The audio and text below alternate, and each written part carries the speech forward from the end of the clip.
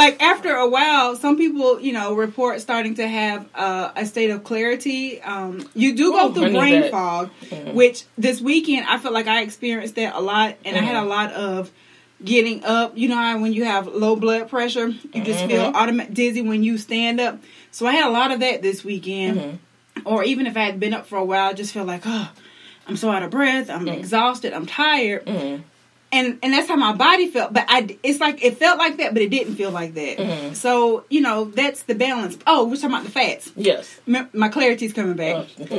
So you're not just eating random cheeseburgers, tacos, that kind of fat like that. You're eating good fats. Like you're eating the lean meat. You're eating your lean protein. You're eating your cheese to get fats like that. Your good oils, avocado oil, coconut oil, MCT oils. Like you're getting that kind of stuff in, and that's helping to fuel you. You're not just out here eating crap all day. I like coconut oil on my face. See, the problem is, y'all, yeah. I can deal with it on my skin to a certain degree, but I'm allergic to it. What? Oh, you are? It's my food allergy. It's the one food allergy I have. Friend listening, I'm allergic to coconut too. Disregard that. It's the worst. All right, so the broader part of this conversation is we started talking about why now? Like, why now? Is it because we just think we've got to our breaking point? Do we think that, now's the time we really, like you said, have the clarity to do this kind of stuff? We have the time. We've done all of this other fad stuff, or not even fad stuff. You've done some serious stuff. Right. Why now? And so we started talking, somehow we started talking about our childhood. Yes. Like, and again, for those who didn't listen last week or just couldn't hear us, Tiki and I have known each other about 25 years. Again, that makes us age 25, but we've known each other about 25 years. Are you serious? Has it been that long? Yes, it's been that long. Yeah. Is your math right? No. Oh, yes, it's accurate. So about 25 years. I don't know. Well, okay, I'll give you 23. Okay. And that makes me 24. So we have always been voluptuous girls, but it was never a subject between us. It was just like an unspoken bond, if that makes sense. Yeah. We didn't go through like bullying or anything like that. Not that we knew. No, we just went to drive-throughs. Right. So we didn't really deal with a lot of stuff like that, but we were usually like the big friend or whatever. Yeah. But not to the point where we were ostracized. It is what it is. We each had our own challenges, how we got there. Right. But we started talking about how we got there, why we got there, and how it put us in the mind state we are now. Personally, I remember as a child, being chubby, and like I think we started laughing about we used to go to Penny's. Yeah, and our mamas and Sears. Penny's and Sears, our mamas would buy us half sizes. The half sizes or the Huskies. And believe me, like I had the best clothes, I had the best shoes, things like that, but I would always get the comments of, well, you might want to slow down. You're not going to get pretty clothes. You're not going to get a boyfriend. You're not going to get... You have such a pretty face. For a big girl. Yes. That stuff, was always... Yes. Stuff like that. And I started talking to Tiki about this was the exact conversation, or these were the exact types of words I didn't want to use to my daughters. Right.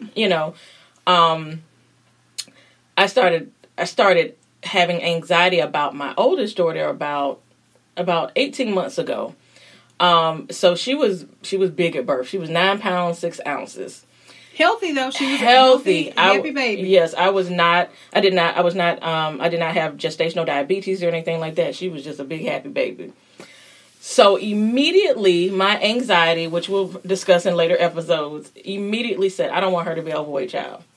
So I would monitor everything. I mean, and Tiki will tell you up until the amount of ounces that I would give her in formula. I breastfed for a little while, and what I would give her in formula, I went up incrementally for that first 12 months, right, like a textbook. Right. I didn't want her to have any solids too early. I didn't want her to have sugar too early. I just didn't want it. And so we managed well throughout that first year, me micromanaging the process. I remember one of the first times she went away with my husband's family, I probably sent them a eating guide that was about 2 pages long. And girl, they laughed at you and so they hard. Probably laughed at me all the way to so Florida. Hard. All the way to Florida. So but hard. I was that nervous about having an overweight child because I was an overweight child. I remember people trying to limit your activity because they thought you couldn't do it and all that kind of stuff. So about 18 months ago, well, I guess over 2 years now, she woke up one morning, literally, this is how it happened, and she had a chronic cough.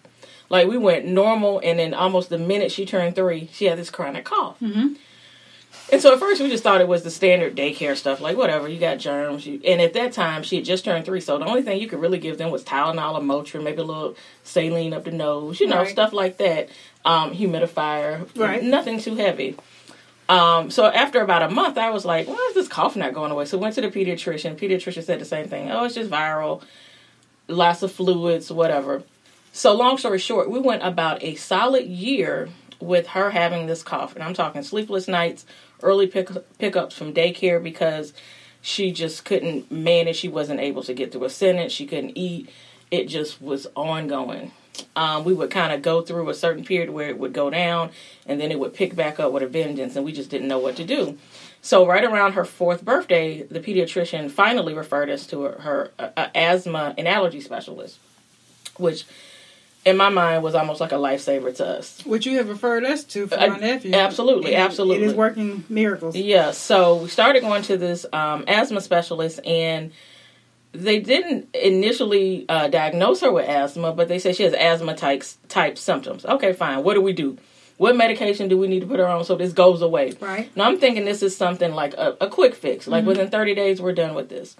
Well, she's on inhaler, she's on a steroid, and she's also on like a medication for reflux. So at the time, we were about 12 or 13 months in it. We'd been going through this so long. I didn't look at any of the ramifications or the consequences of what the steroid was about to do to my child.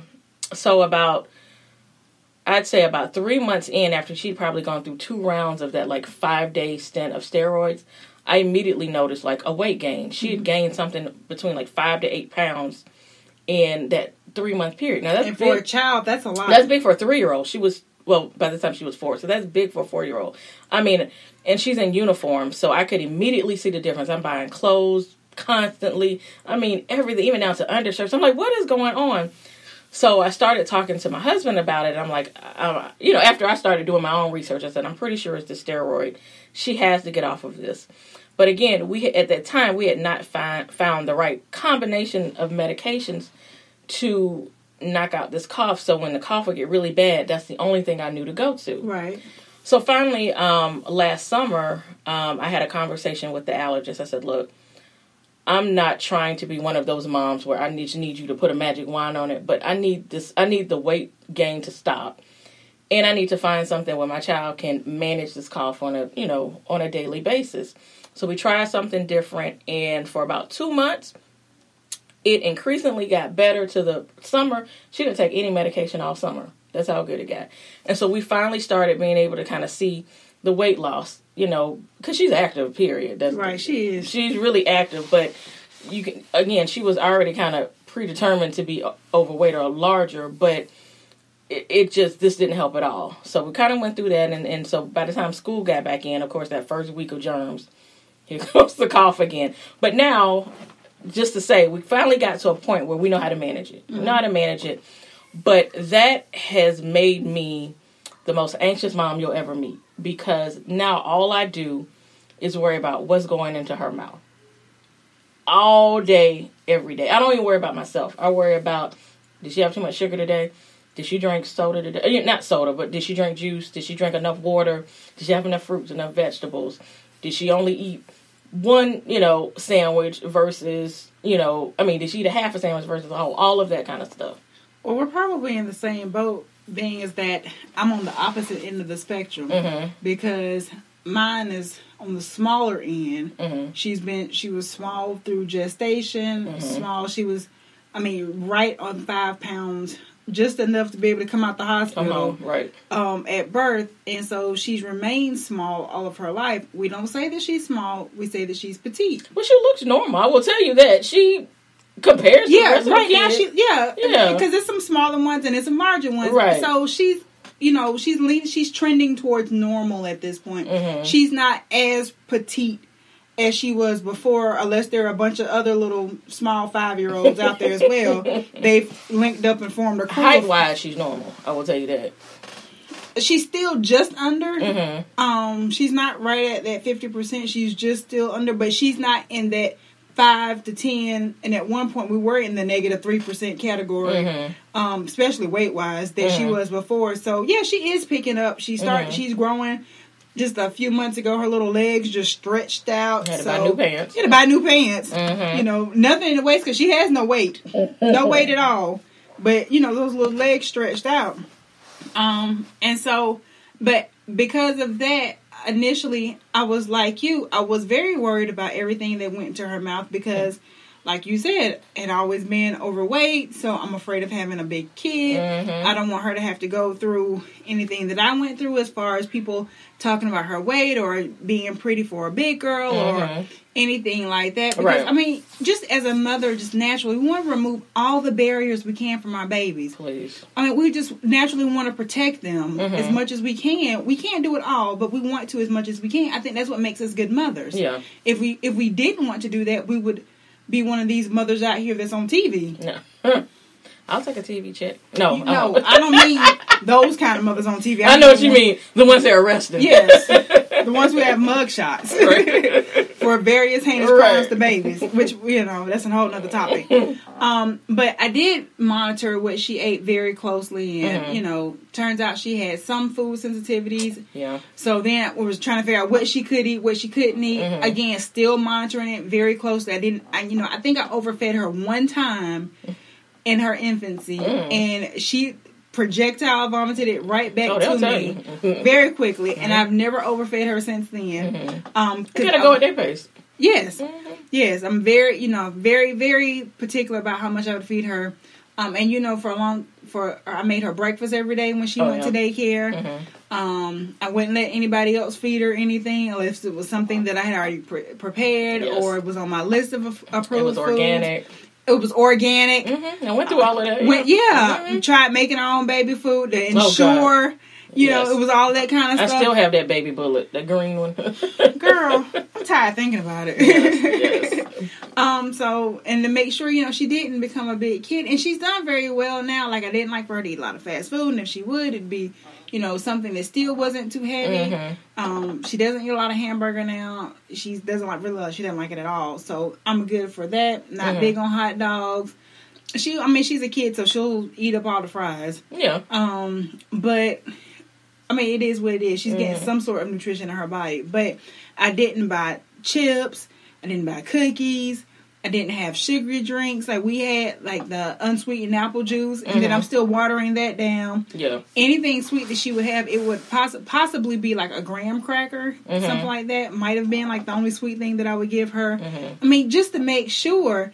And, it's a lot of work. It's a lot of work. And then, what happens is when you get to baby number 2. You're like, whatever. So, our second babies are opposite. Yes. So my second one was, she was still compared to some. She was right at 8 pounds, but she just trends to be a little smaller. She just you can just tell by her frame or whatever. So I have stopped micromanaging what she eats because I'm like, oh, she's small anyway. It's not going to bother her. Not understanding that all this weight could just catapult on her. Yes, you still have to set her up for, if you're setting up for bad eating habits now, it will catapult over her later. Yeah, so all of that kind of stuff is what we said. We wanted to stop the cycle and stop the negative, the negative eating habits. I think a lot of what we do is we eat out of emotion. I can tell you that is true. And it's not just bad. I literally eat. We eat to celebrate. We eat when we're sad. You get something to eat when you're angry, unless you just like to do something else. But that's usually any time that there's a peak outside of the norm, you eat. Or low, you eat something. And the more people you have around you, the more you eat. And I think we were talking about this Saturday. Anything we do, let's say we're going shopping. Well, during that shopping day, we're going to snack. We're going to snack, and we're going to go to probably a sit-down restaurant and eat. Yes. Or because we ate before we left the house. You got to. And when we get home, we're going to eat again because everybody else want to eat. Right, exactly. I didn't think of it that way. But yeah, for real. Yeah, and so you just start these unhealthy eating habits, and you start neglecting yourself. So like the whole tone of this entire show